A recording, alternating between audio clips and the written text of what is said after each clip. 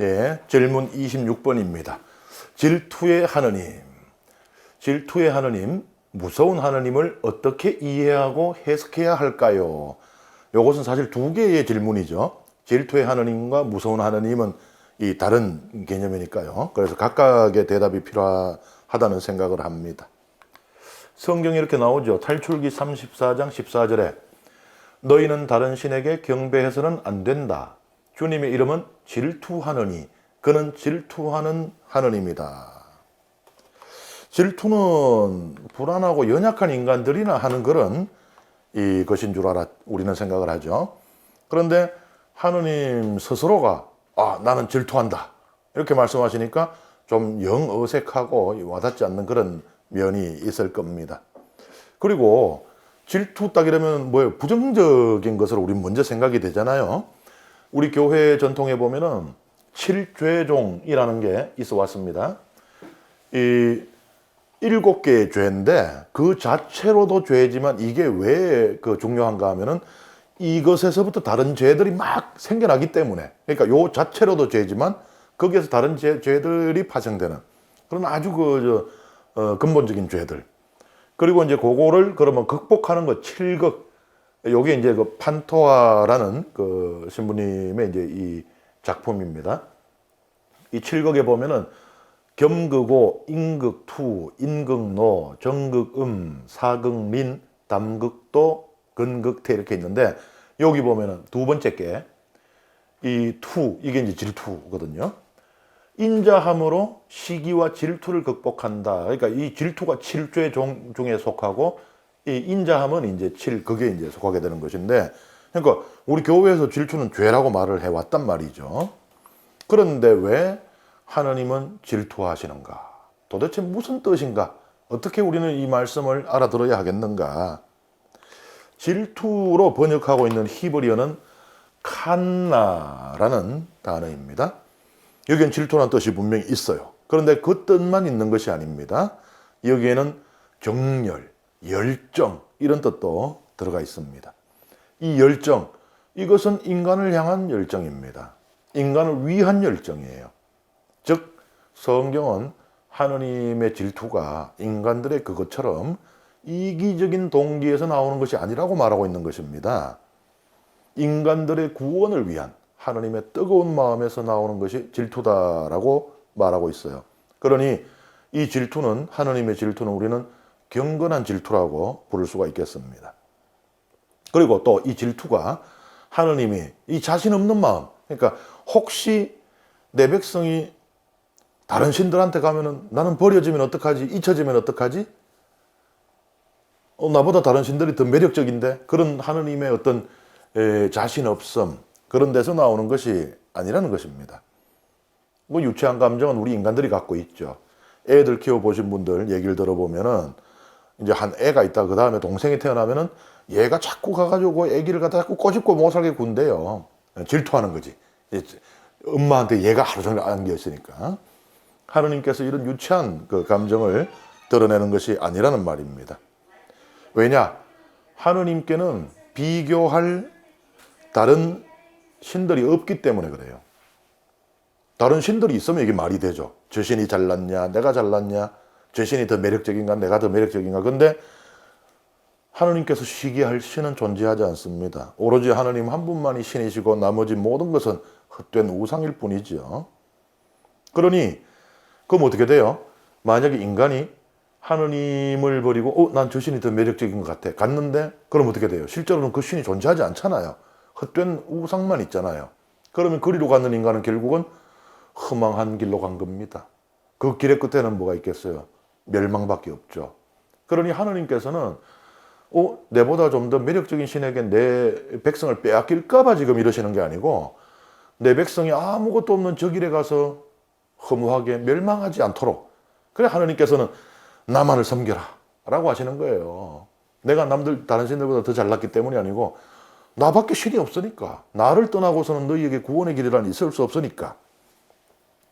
결국은 정리하면요, 이 질투하는 하느님은 하느님께서만이 신이시기에, 유일한 하느님이시기에 오롯한 마음으로 그분만을 사랑함으로써 인간이 구원될 수 있게 될 수 있기를 바라시는 하느님의 마음을 드러내고 있는 표현인 것입니다. 하느님의 사랑을 드러내는 표현.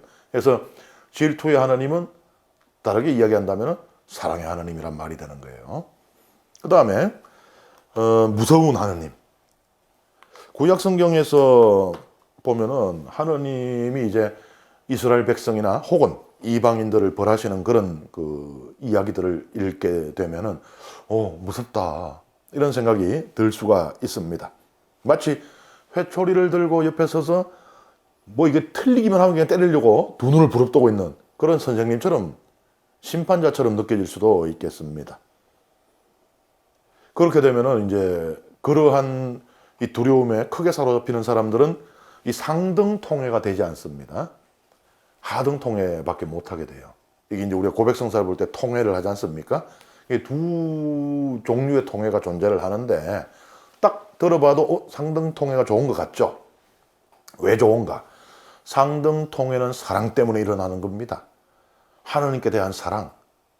그래서 나는 내가 그 사랑에 합당하게 하느님을 사랑하지 못했다. 하나님께 그만한 사랑을 돌려드리지 못했다. 이게 마음 아픈 거예요. 그리고 하느님께서 사랑하시는 내 이웃들을 내가 제대로 사랑하지 못했다. 그래서 말하자면 이거는 하지 않은 죄에 대한 아픔입니다. 내가 조금 더 누군가를 도울 수 있었는데, 내가 조금 더 기도할 수 있었는데, 그 하지 않은 죄에 대한 아픔이에요. 하등통해는 두려움에서 시작됩니다. 나 이러면 천당 못 가는데, 나 이러면 지옥 가는데, 나 이러면 벌 받는데. 어린이들에게 잘 통하는 거예요. 저도 어릴 때 항상 저희 할머니가 그랬어요. 뭐 하면 야야 니 그러면 죄 받는다. 옛날 어른들 표현은 벌 받는다 안 하고 죄 받는다 그러죠. 그러면 겁이 나갖고 나쁜 짓을 멈추고 그랬거든요. 아이들에게는 좋습니다. 그런데 언제까지는 우리는 아이에 머물러 있어서는 안 되거든요. 하등통해에서는 상등통해로 넘어가야 됩니다. 상등통해는 하지 않은 것에 대한 아픔이라 그랬어요. 하등통해는 한 것에 대한 아픔입니다. 누군가에게 내가 마음의 상처를 줬다. 내가 누군가의 물건을 가져왔다. 그러니까 함으로써 지은 죄. 두려움에서 나오고 사랑에서 나오고 하지 않은 것을 아파하고 한 것을 겁내는 하느님과 일치되지 못하는 것이 안타깝고 지옥 가는 것이 벌 받는 것이 두려운 이런 차이가 있죠. 그래서 하느님이 무서운 하느님이라는 것이 내 안에 너무 깊이 들어오게 되면은 여기에 계속 머물게 돼요. 일로 못 가게 돼요. 그래서 이 상등통해로 넘어가야 되는데 그러기 위해서는 하느님은 공포스러운 분이 아니구나. 그것을 깨달아야 되는데요. 성경에서 하느님께서 이렇게 무섭게 드러나는 그러니까 벌하고 심판하는 그런 장면들은 우리에게 공포를 심어줌으로써 맹목적인 그러니까 완전 장님과 같은 맹목적인 복종을 강요하기 위한 것이 아닙니다.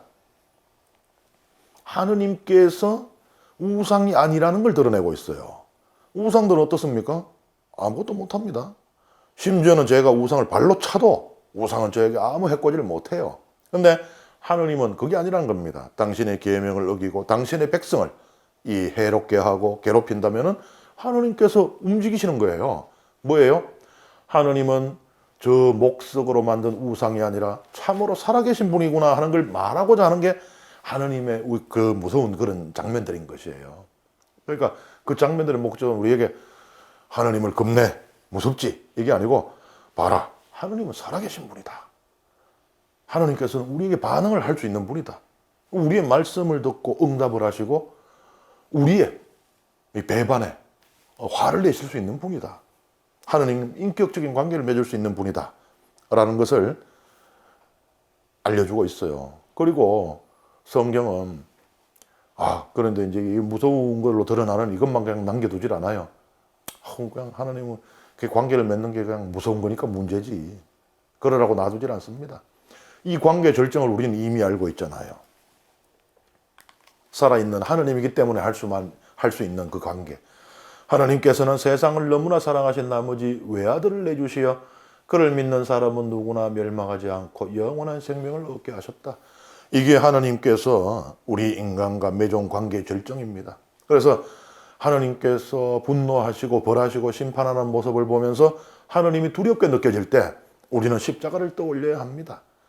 그 살아계신 하나님께서 우리를 위해 궁극적으로 하신 일은 바로 당신 외아들의 십자가 죽음이라는 것을 우리는 잊어서는 안 됩니다.